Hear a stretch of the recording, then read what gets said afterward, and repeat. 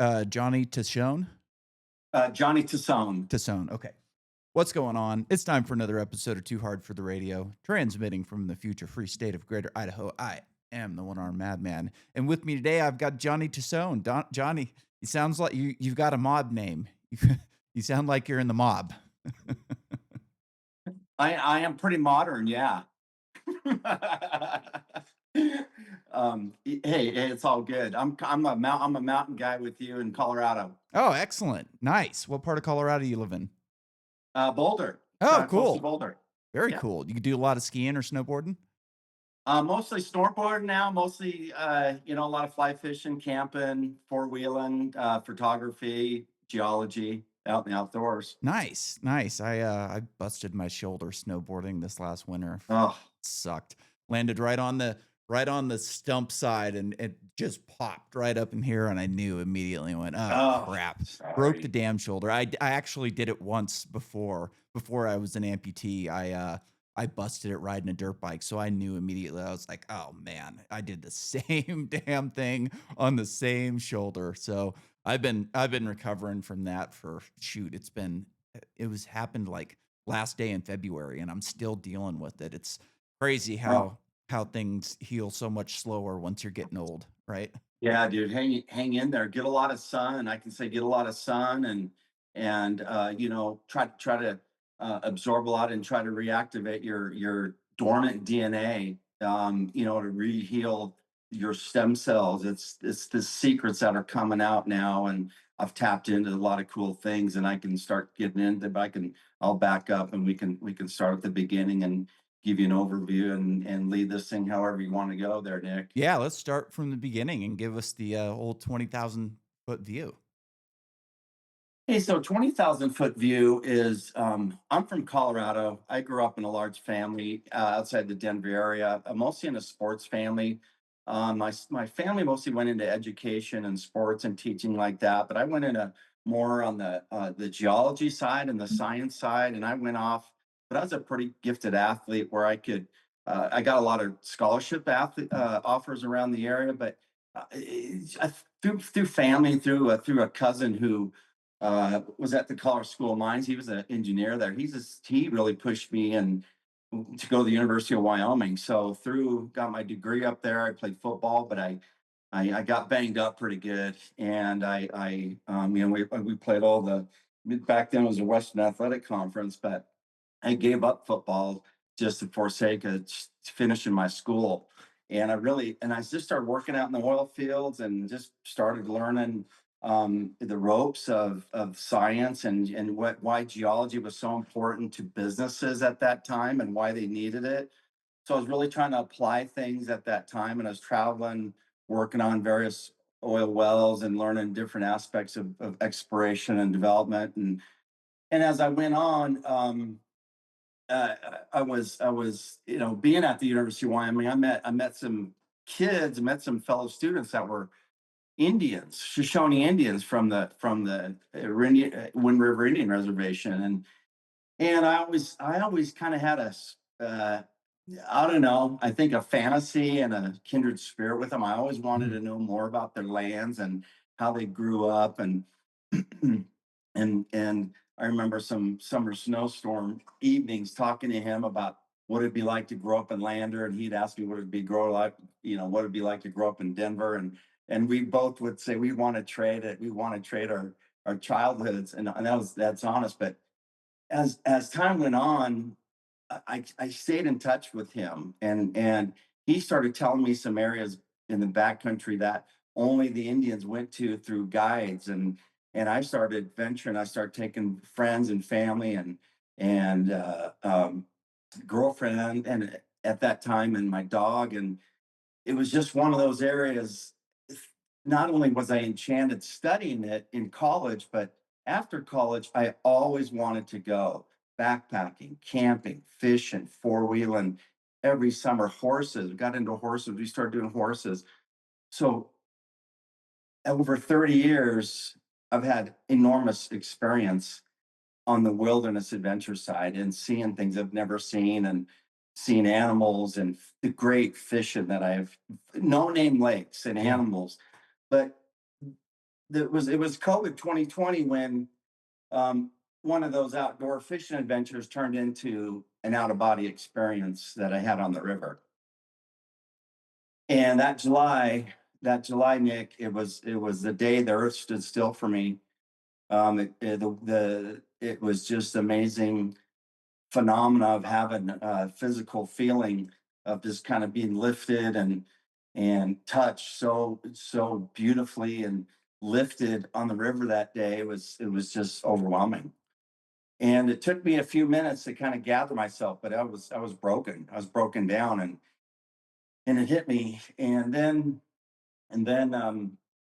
15, 20 minutes later, it was getting late in the evening, and the sun started, and I saw this beam of light, beautiful, just pronounced on this cliff face, way kind of way up there, and it was black, but it had some figures, and it had some geometry in there, and it had some just incredible looking things that I've never seen as a geologist. And I've seen lots of outcrops, but this wasn't anything I've ever seen. Alone in my camp that night, I started looking on my iPhone, and I started seeing, it looked like a totem. It looked like a totem bear and fish and an Indian with a headdress, and just straight square figures and eyes, and that weekend I was going back to Steamboat Springs, and I got back to Steamboat Springs, and I was telling my brothers, and I was showing them, and I was texting my friends on images. And I said, "What do you guys see?" And they were saying some different things that kind of similar, but I couldn't replicate that on Google Earth at that time. But so that was so the winds is the first part of the chapter of my book. It's 9 chapters.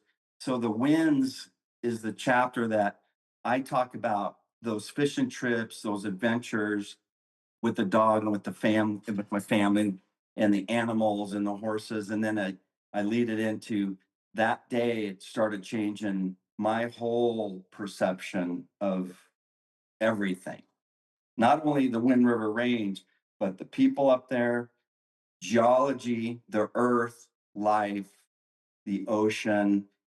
And so when I saw those totems um, that summer, those totem rocks, I came back, and it was just one of those things that I knew it was my time.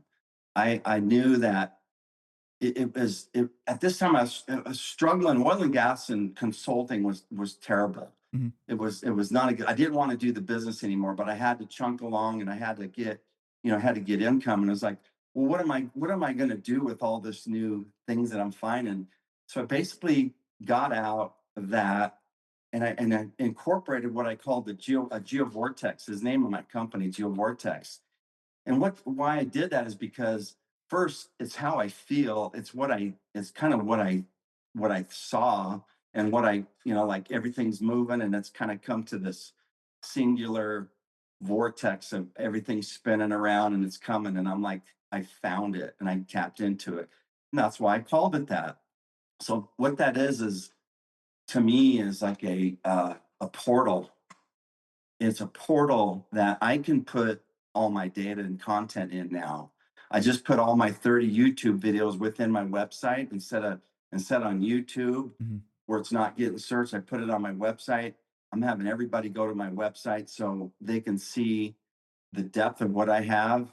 And I'm going to pull things off of Amazon. I'm going to try to make this kind of a local market, local word of mouth, kind of this kind of Yeah. relationship with people that are interested, Nick. Yeah, You know what I'm saying? YouTube's a hard nut to crack. I've I've dealt with that as well. We get a good download numbers on audio form podcasts, but YouTube's been a tough nut to crack for me. It's which is kind of annoying because when I started the podcast, I figured it would grow organically very easily on YouTube like Right. other things do, but for some reason it's been a tough nut to crack. I've tried, different types of titles. I've tried, Right. short video, like without getting into it. Like we don't need to go. complain about YouTube No, no, no. for hours, I get all but that, you get what I'm saying too. It's I it's do it's a I do tough get one, with that. So and it seems like people that do crack that nut, it goes from nothing to something very quickly. So I'm holding out hope that at some point it's just gonna go. But at this yeah, point, who yeah, really knows, right?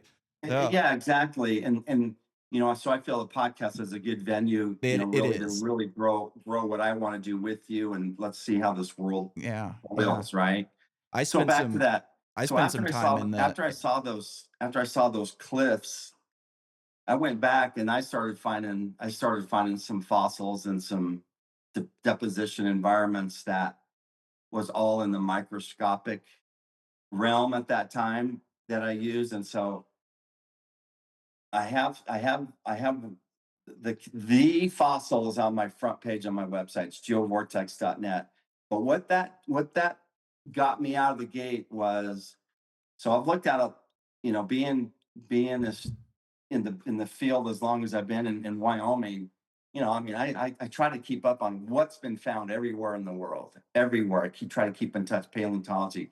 But basically, I'm telling you, um, I found an ET embryo in a fossil rock. I really found it. I mean, I just found it. Right. It's Precambrian.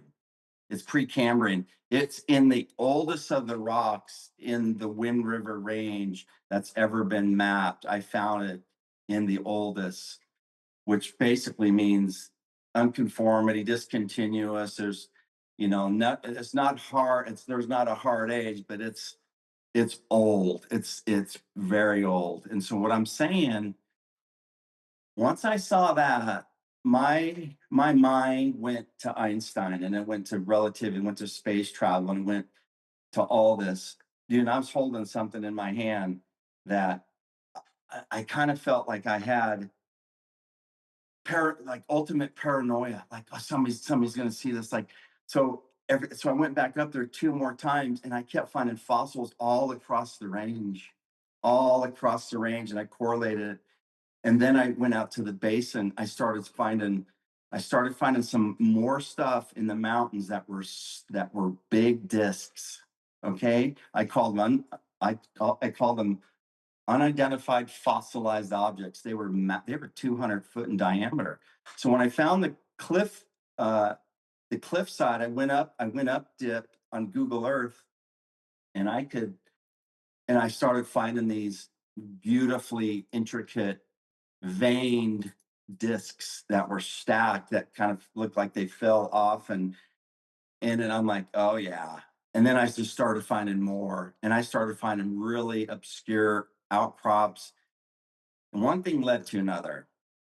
One thing led to another, and it just became, to me, being a scientist and a geologist, the amount of data is staggering that I have. It's staggering, meaning the the types and the number of bombardment bombs that you can find on Google Earth, both at the surface is are everywhere, that I actually went to. So one of my chapters is actually called The Invasion. And I actually could see the footprint of the landing foot, of how it lands and penetrates into the earth. And Wyoming has I have some spectacular footages of how big these are, but what the mechanics are, how they landed and penetrated through natural springs, and how they protruded and spring loaded. It blew my mind how sophisticated and how entrenched and how they spread. But these bombs, I kept tracing. Well, they got to be coming from somewhere. They got to be coming from somewhere, and something, and this and that. And then as I started studying the Wind Rivers and looking more geology maps and looking at my samples and my rocks, I concluded that uh, there's the Earth is rocket geology. It's a rocket world that we have. The Earth is a organic rocket species, Nick. And what I mean by that is the species are both extraterrestrial, and they are living, and they fly. So they are made of metal, they're made of carbon. I've tested numerous samples I don't know if I'm on camera, but this is one of the crystals I found that is one of the more magnificent samples that I've found along the trail. And so my book is really a manifesto. And I say a manifesto because these are things I just it's Secrets of the Winds is the name of the book. And it's the Discovery Chronicles of Earth's galactic odyssey. So all what I'm doing is I'm connecting the dots in my book. And as a geologist, I have to feel and touch things and I have to test things and I have to build things and I have to figure out what is the resource that made this, right? Geologists have to look at, well, how did that get there? What is that made of? Why? How long? Right? So all along the way, I'm testing my theory and I'm seeing rocket ships in the mountains, rocket geology, I'm calling it, the Wind River Range. At the center of all this, people don't understand what I found. And Google Earth is my new book, right? It's the book. It's my book. Google Earth. The world is my book. Google Earth is the application. But I'm just saying, it's the thousands of hours I spent on it. Um, I was able to put together 9 chapters based on the coherent, and the congruent effects of an extraterrestrial ship that I mapped on the Earth ocean. It's over 5,000 miles long, and it carried ocean water, carried fresh water, and this is the flood. This is the flood, and and it's um it's so evident now to me after everything I see and I hold. I mean, I got a piece of metal here that's as light as a feather that I got in Southeast Colorado by hitting a hammer against what I thought was a cement pipe cauldron, Yeah. but there's no cement cauldron, there's no water down there. So I got this tested. It's cobalt, nickel, iron, carbon, I mean, and nitrogen and oxygen, and it's as light as a feather. And I had this tested. I did SEM on this. So it's a metallic species. It's sophisticated. It's massive, but there's lots more to the story. So there's a super system and a super species that's creating all the UFOs. Okay, it's and it's a plasma, and the UFOs are coming in out of physical spectrum of the human eye, and they're flashing and they're propulsing and they're burning, and we're seeing them fly, and then they're gone. They're in extra dimensions. So some of my videos have captured planes, have captured telephone poles, have captured cars that are disappearing, that are cloaking, that are changing in outside of the matrix. I mean, this is the ultimate matrix because this overrides everything. This is ultimate dimensions I'm talking about that I tapped into, that I have documented heavily in my research. But part of this story also is the story of the little people. So all cultures, indigenous cultures around the world talk about little people. They all do. The Shoshones are no exception to it. And knowing the Shoshone people up there, their grandmas know about the little people. And their grandma told my friend, don't go to Dinwiddie Lakes because of the little people up there. Guess where I went? I go to Dinwiddie Lakes. And it's no wonder. It's no wonder. And it's in my book. And it's one of my reviewers' favorite stories.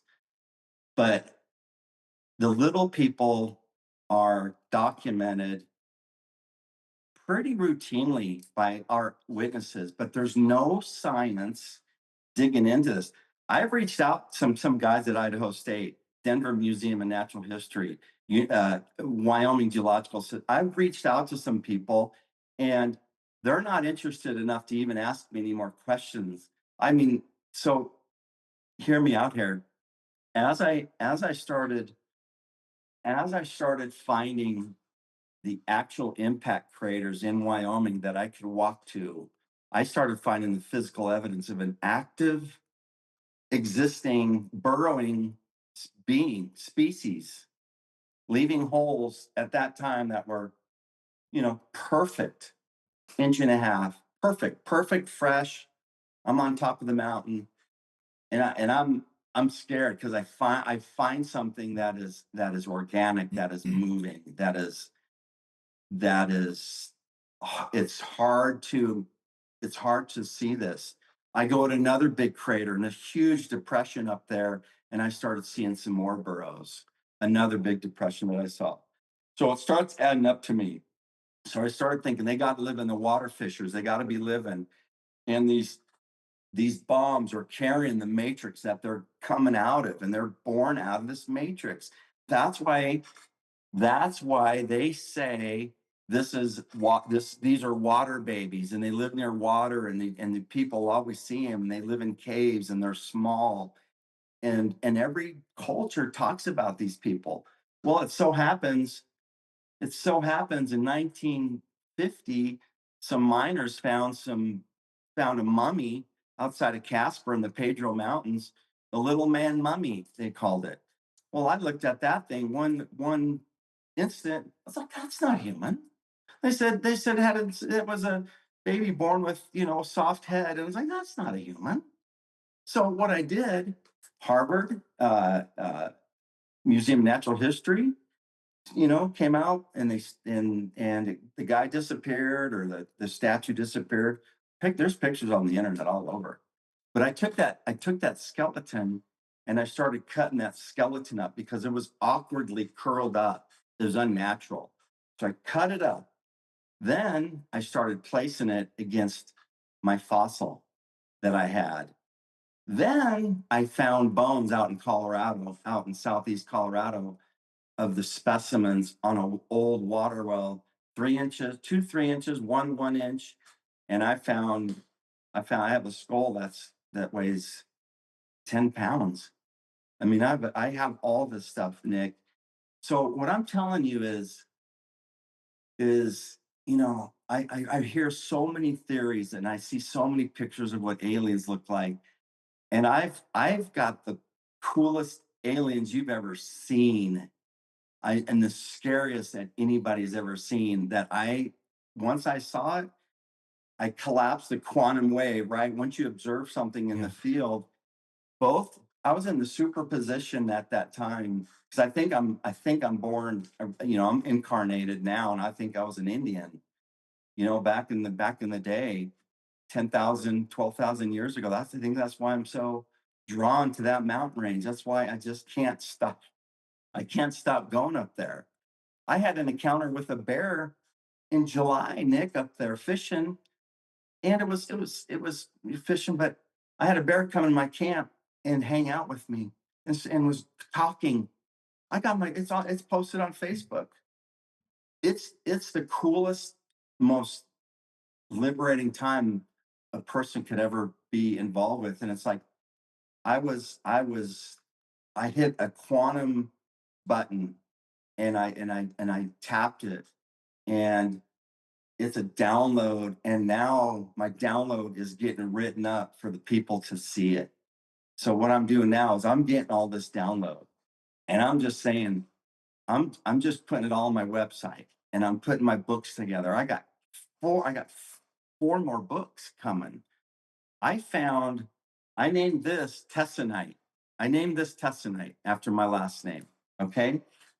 I found this replicated in Greenland perfectly. I found it in the Mediterranean, probably where the strongest neutrinos have ever been found. I think it's an alien neutrino that maps this area where I found this deposited on the surface level, and I filmed electromagnetic waves. I think it's or stream of consciousness.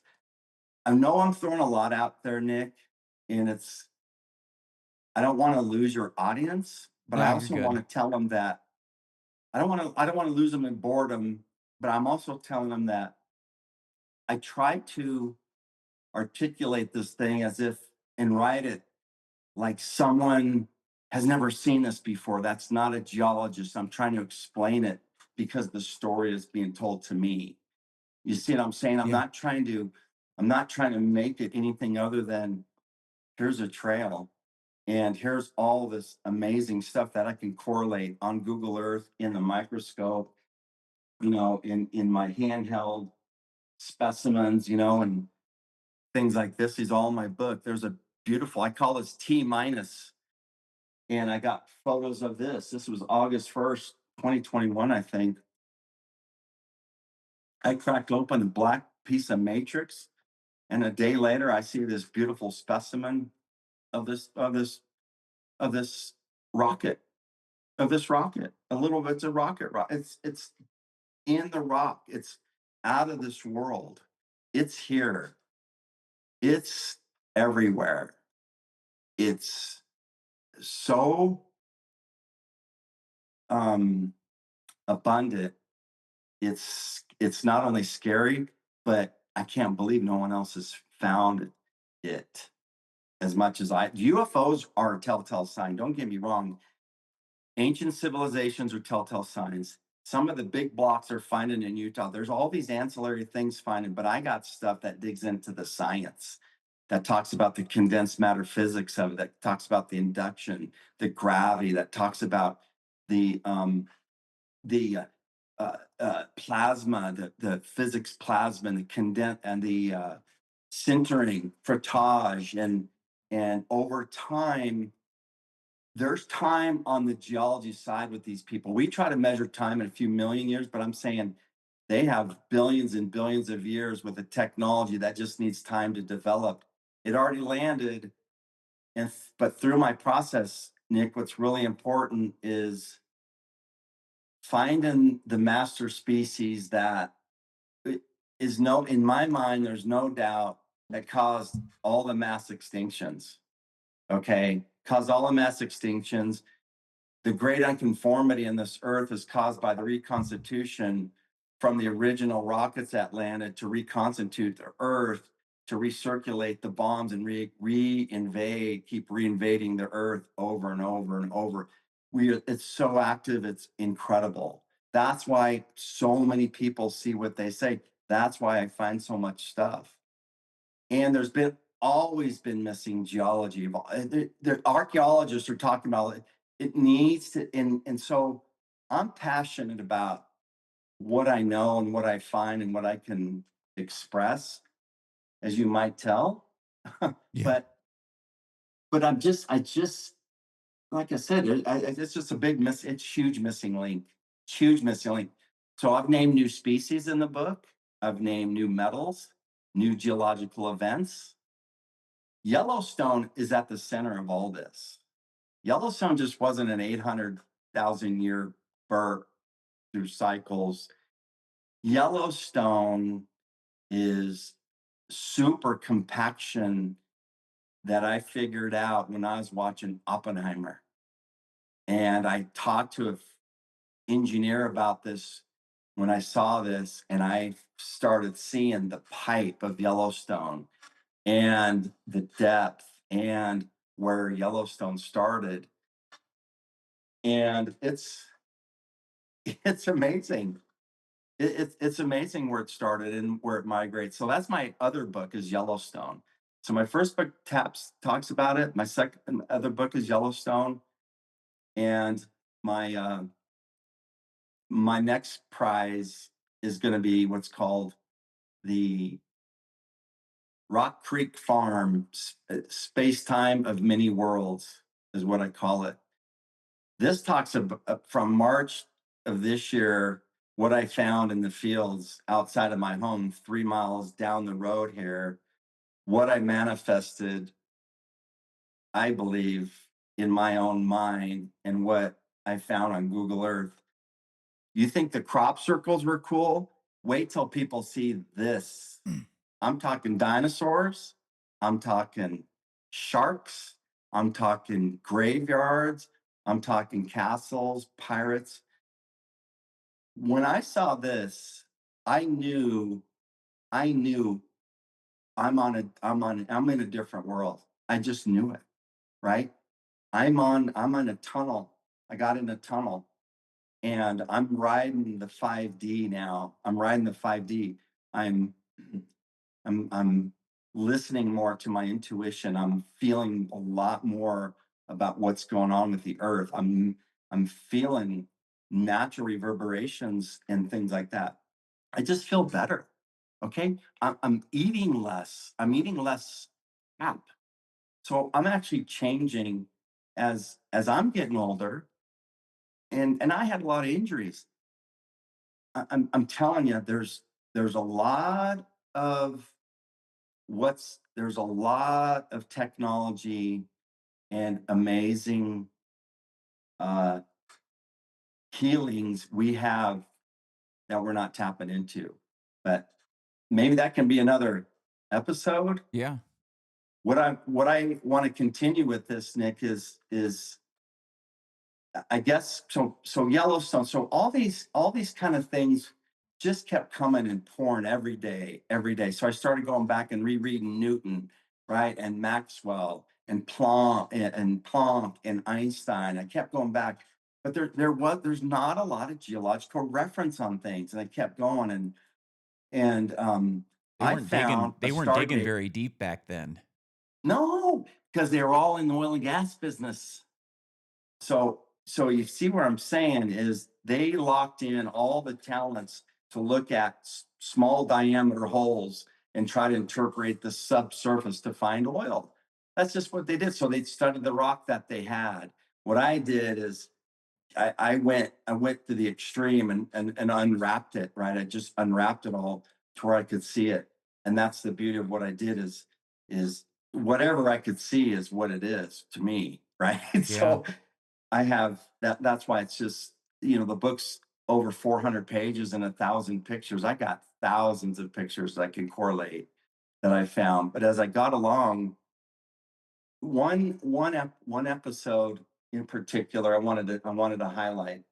I think it was May of 2021, and I was on Google Earth. I think it was early in the morning, and I was flying around, and I take all the lines. I don't usually know what cities. I know now, but I take all the grids off, all the roads, everything. That's the best way and only way you can study it.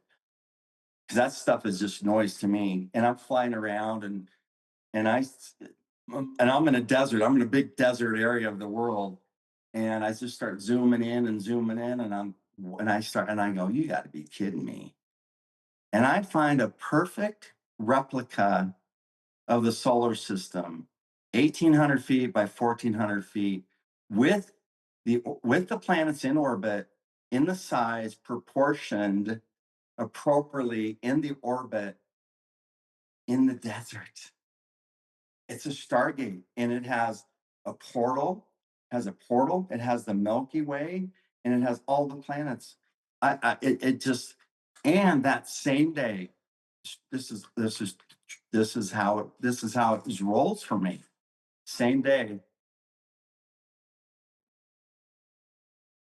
I come across the music "The Planets" by Gustav Holst. I'm hearing it on NPR, and it's playing, and I'm going, "That's the music I want for my videos." Bringer of the Wars, Jupiter, Venus. So I get searching, and all the music becomes public domain. All of his music's public domain now. And I can use all of his original music. And I'm like, oh, this is too good. So all this hits, and I'm going, yep, this is, so I want to give tribute to people like that, because those are inspiring. But if you like classical, if you've never heard that, The Plants by Gustav Holst is really was really my battle cry when I heard that, and it really hit me when I found that Stargate out there, like seeing how Venus looks in the replica, and so that's what I'm saying is I've been able to channel so much and talk about it and have the ability to find more, but you have to have the curiosity. You have to be open to that. You have to be an outdoor guy. You have to be out there because that's where life is. It's it just is, right? We don't have enough of that. Our communities don't have enough of that, or our world doesn't. But how the book and so as I went along, you're gonna see some things such as I found some things on my iPhone 11 on the Front Range of Colorado that only my iPhone 11 could pick up. I try to go back and see it on my iPhone 16 on Google Earth, and on my laptop, it's only my iPhone 11, but you can see the terraforms, and that's what I'm saying, terraforms everywhere that I found. And I don't want to alarm the audience. I'm saying that they want this earth protected because it's them. They don't want this earth damaged. They don't want it. They want it very protected because it's life for everybody, right? It's life for everybody. And it's so precious. And I think the ultimate story is we got to make this work. We got to make it work because I've seen the acceleration of the process and the on the surface of the earth. So the great thing about Google Earth is not only is it high resolution now to pick up things really detail, but the time lapse to go back to see the geological process on the surface of what I'm talking about, how this mineral manifests in a crater and how it chunk and how it grows into rockets. This is what I document. So how it changes over the last 40 years and then seeing it over the last 15 years get all of a sudden a lot more busy and time lapse. You can see it changing faster. So I am seeing an acceleration and things changing, and it's logarithmic now, right? It's logarithmic now. And so there's a cycle, it's a cycle that's going on, and there's a magnificent um force that's around us, that's protecting us, that has been here, that brought us life, that wants humans to succeed ultimately ultimately, but we need to be wired at a different dimension to persevere. I think what's going on in the bifurcation, not only physical world of earthquakes and a lot of the stuff, but the earth is splitting. We're all divided as a world already, and how we feel and how we think. We're already divided. So Nick, is a lot of contemplation goes in when I found something. So I also don't want to ramble on too much either, in regards to some of the things, because it's all interesting to me, of course it is. But ultimately what I want to say is I think I had a cap on the book last year, and I think I was done with it. And I ended up with a called Crystals of Infinity chapter, and it's called Infinity, but a lot of it are the big miles of beautiful colored crystals I found in the ocean. The tessonite, that's part of the ocean that I found, that I documented, that I got everywhere. But it was when James Webb Telescope came out and were posting all their brilliant pictures last September. And they started posting them on Facebook mostly. And I was like, oh yeah.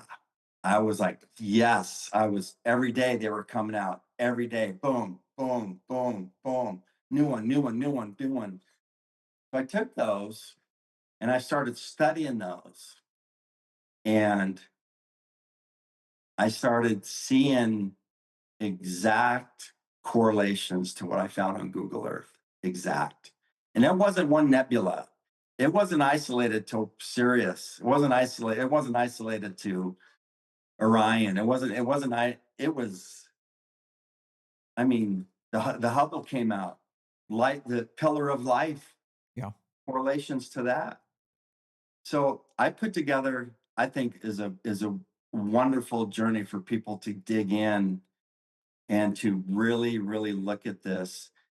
because it's hard badass evidence is what I got.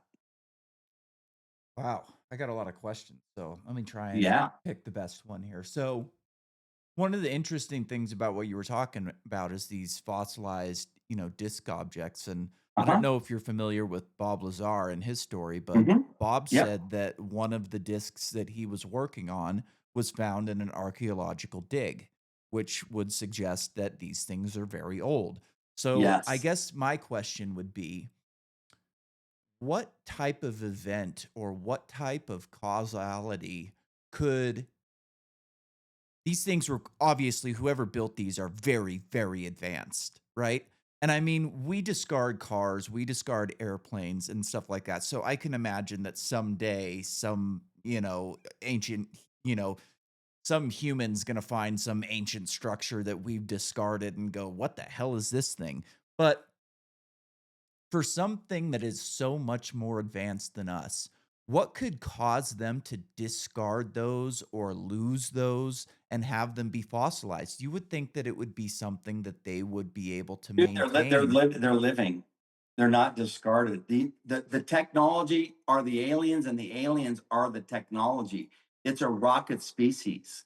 Okay, so they metabolize the water and burn the water. I found what the engines look like, and how the apparatuses, they are here to fuel that those these are the UFOs in scalar dimensions, small and large, in any dimension, wherever they flash, people are going to see them. Sometimes really small, but sometimes big. So the infinite, they're a fractal species, but they are organic. So to your point is very valid. And I struggled with this too.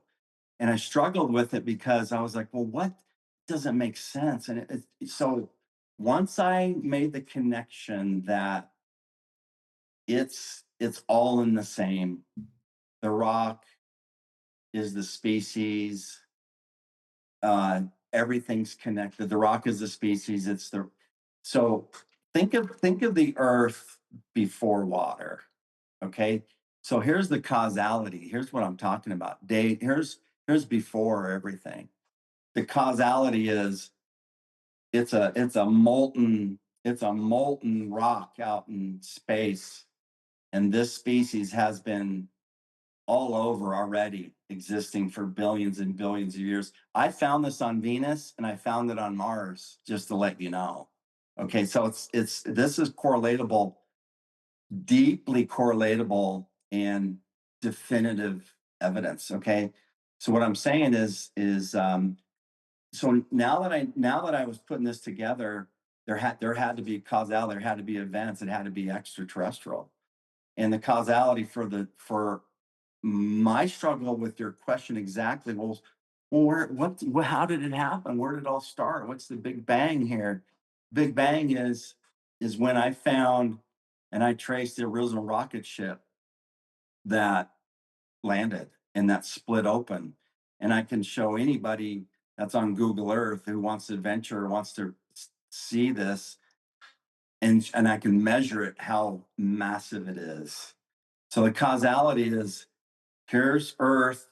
We got water under super compaction, and we're barreling in, and we hit Earth, we flood the water, and we break off the moon and we pop off the moon. That's why they're finding it's a metal core. That's why they're finding. Have you seen those injector lines that have come across? Only was going to cause that if something hit it hard to Mhm. eject it. So now they're finding a hard metal core, which probably has the chip in it. So this thing is fractal. And what I say by that is, if it breaks off, it's going to continue. It's going to continue to expand. So when I saw this original ship, I call it exterranium, just because I had to name things so I could keep the process straight in my head on the events.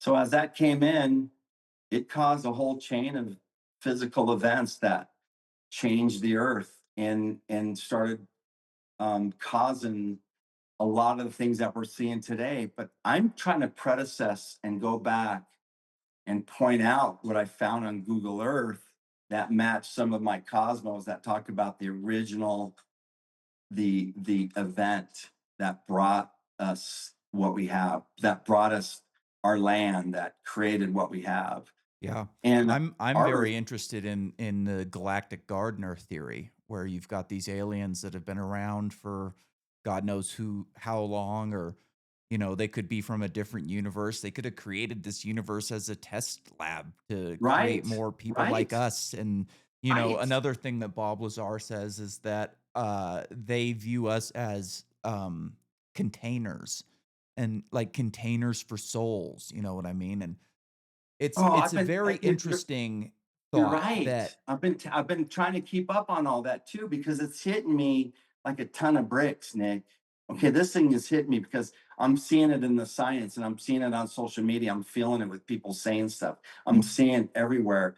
So you're right, the container. And so it's like now, so what kind of antenna am I? yeah. Right? What And kind of antenna am I? a theory that I came up with a couple of months ago, I was doing a podcast while I came up with this theory, is that I think that souls are they originate in a well, and maybe it's just one, whatever it is, consciousness, soul, you could use them interchangeably. They come from somewhere else, and we are an antenna for a small piece of Right. that.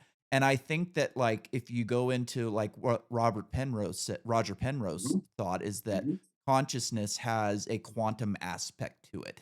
I think that we are all quantum entangled to each other.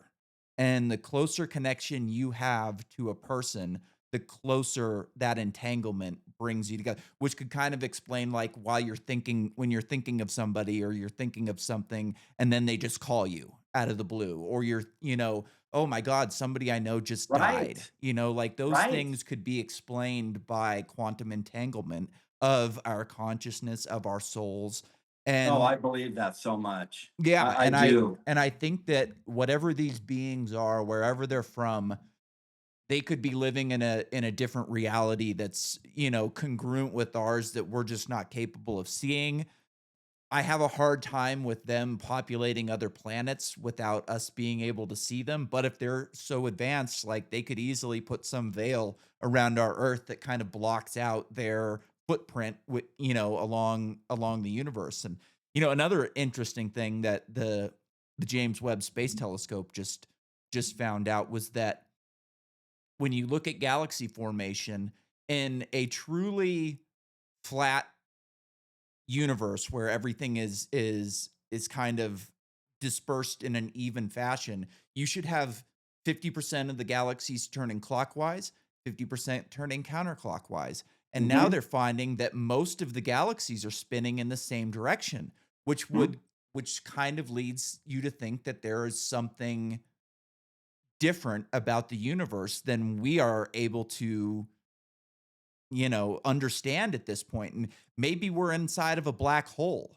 Maybe these aliens are capable of creating universes through black holes. On one side of the black hole, you've got a white hole, which is the singularity that caused the Big Bang. Um, Unfortunately, we do have to end in 10 minutes. I was hoping we could go long, but I have another podcast that was scheduled for 6 o'clock that I have to start early, unfortunately. So we'll have to do this again and kind of dig more into this, and I'll give you 2 hours to go into it. But Oh, this is wonderful, wonderful for me to be here with you. yeah, so for the next 10 minutes, what else do you think is important that we know? So here's something interesting. I'm sure you've been following those tridactyl mummies in South America. Mhm. Um, Little bit. that's an interesting thing to me because when I look at these things, whatever they are, I see three fingers and no thumb. And I have to wonder, if they are aliens, how did they get here with three fingers and no thumb? How did they build something with three fingers and no thumb? Are they I from here? Is this I another species of human? And I then, can only tell you you know, the alien species I've studied how they got here and what they look like on Earth and how they terraform, right? So I can only handle so much of yeah, all the other great evidence that's out there because there's, you know, how much Mhm. it's everywhere. I follow this stuff closely. You know, I'm It's very everywhere, and interested in all of isn't this it stuff. amazing? But Yeah. hey, what and so with that, but what I wanted to leave you is, you know, I'm offering Geo-Vortex.net is my website. So I'm offering a membership subscription where you're going to get all my books for the lifetime. 150 books. You're going to learn more and see more cool stuff than anywhere else. And either I'll give you a free hoodie. So I designed my own line off of all the cool crystals I found. I called it Oh, cool. rocket wear. It's on my website, and it's pretty bad. Are It's you pretty bad. are you familiar with a guy named Gary Nolan? Gary Knoll. I've heard the name, but no. So he's a Stanford scientist. Very Okay. interesting, very smart guy. Clearly within the mainstream, working at Stanford. You can't really, get too good. But he's the guy that did the GNA sequencing on the Atacama mummy, the little Sirius object. And he's really into this thing. And he is not willing to just bend over and take it from mainstream science and say you can't study this stuff. I'd be interested to if you could get a hold of him somehow and send him some of this stuff because like one of my questions immediately when you were talking about the different metals that you found was there any crazy alloys or anything like this that was Uh, within these metals? it is an And alloy. and Yeah, that's it is an exact you alloy. explained it so I didn't have to ask the question. And Yeah, that it's a seems like rocket out. It's a super rocket alloy. that's interesting, right? And this Yeah. is something that like I believe with your experience in drilling and working in the oil fields. I worked in the oil fields too, by the way, in North Dakota. I Okay. was a Oh lineman. yeah. And so I've been there. I've seen the whole thing. And I'm sure you know what you're talking about this, but it would be really interesting for somebody like Gary Nolan to take a look at this stuff and go, "Hey, look, this guy is onto something. This is a weird metal that shouldn't exist where it did within the strata that it was in, how old it would have to be. There's interesting questions to be answered with something like that." Oh, buddy, I'm telling you, I love that you're curious. This is exactly the platform I'm looking for. I'm glad you're curious in regards to this because it just keeps going, right? And Yeah, it's a the huge evidence rabbit hole. it's coming up, but there's such a gap, and I just started to put the gap. I just touched. It's just the tip of the spear that I got, but my stuff is all firsthand. It's all firsthand referenceable. Go on Google Earth and I'll show you. I'll Yeah. go, Gary. I said, Gary, let's get on the web. Let me show you what I'm talking about. I can go on, I can show everything on Google Earth if they want me to. But anyhow, You the gotta books are also better. with using Google Earth so much, you gotta screenshot this stuff because the the more this stuff gets out there, you don't know who's running Google Earth. The CIA might go, no, we need to change that, and they could edit all of that crap out. So, like, definitely be careful and document this stuff before they have a chance to erase it. No, I appreciate that. I'm trying to get the controls off of starting to really get a handle on what I'm going to be sharing in regards to snippets and excerpts. So that's what I got going on, and it's I think hopefully it was well worth your hour, Oh, absolutely. Nick. It sure was Absolutely. That mine. was that was one of the easiest podcasts I've ever done. I just got to listen. But no, I'd love to do this again. I'm scheduled out for like another month, so let's reschedule us for next month sometime.